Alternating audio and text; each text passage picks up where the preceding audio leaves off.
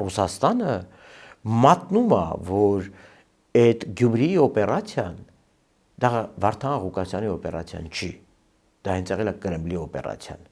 եւ Լավրովը արդեն աղմկում է, որ այդ օպերացիան ձախողվել է, որովհետեւ իրենց ամբողջ հույսը ոչ թե Մոլդովա ունենալն էր, այլ Գյումրի երկու ունենալն էր ամբողջ հանրապետության մակարդակում։ Եվ դարապես Եվրամիությունը որևէ ակտիվ քարոզչական միջամտություն Մոլդովայի ընտրությունում չի ունեցել։ Եվրամիությունը ընդամենը օգնել է, որպեսզի նրանք պայքարեն Ռուսաստանի հիբրիդային հարձակումների դեմ։ Հիմա դրա մասին է նաև խոսել, անհանգստացած են, Հիմա դրանից են անհանգստացած, ասում է, ով է դարել Եվրամիությունը, որ գա Հայաստանի վրա ազդեցության իմ գործիքները թույլատնի, որ ես չկարողանամ Հայաստանի վրա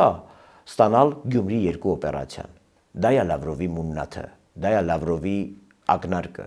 որ այս կեղտոտ եվրոպացիները չեն թողում այլևս, որպեսի այն լծակները, որ ես օգտագործել եմ Հայաստանին իմ ուզած որոշումները ընդունել տալուն, այժմ այդ Եվրամիությունն ասում է, ես Հայաստանի կողքը կարող եմ կանգնել օգնել իրան, որ ինքը այդ ճնշումներին չենթարկվի։ Սա էլ ես ինչ եմ ասում, ես ասում եմ Լավրովը բառացիորեն կրկնել է Սալավյովին եւ Դուգինին։